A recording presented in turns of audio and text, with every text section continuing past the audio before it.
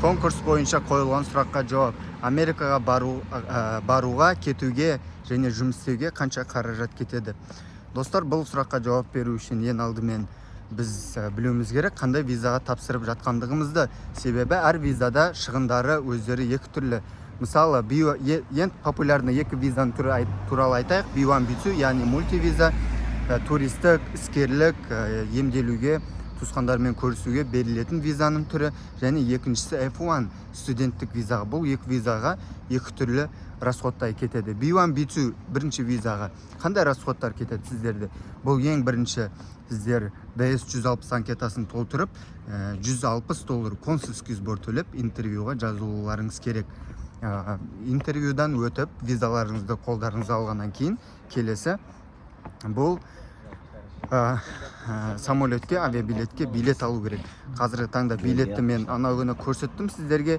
290 мың, 300 мың теңгеге Каспийден через Алматы, Доха, Катардан Нью-Йоркқа қарай билеттер шығып тұр. Дәл сол бағада Стамбулға да шығаруға болады.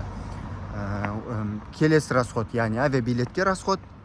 Үшіншісі, Америкаға барғаннан кейін сіздер пәтерге төлеулеріңіз керек. Пәтерге бір айға шамаменен пәтер $1500 басталады.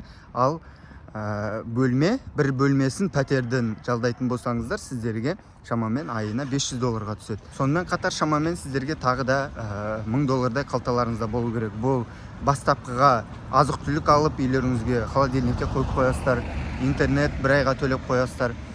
Және де метро карточка, яғни Нью-Йорктың ішінде автобуста, метрода тегін қатынау үшін бір аптаға абонемент сондай болады.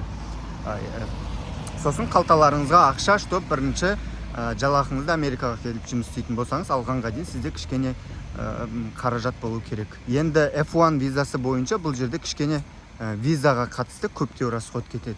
Дәл осында расход $160 консульский сбормен қатар сіздер Америкадан интервьюға жазылу үшін алдыруларыңыз керек. Шақырту және де I-20 Certificate of Eligibility деп аталады. Осы құжат екеуі Қазақстанға алдыртудың құны шамаменен $700 болады, сервис фиімен бірге. Получается, B1, B2 визасындағыдай расходтар кетеді. Сіздерде өздеріңіз есептеп жазып алып көріңіздер. Қосымша соған $700-800 сіздерде расход кетеді.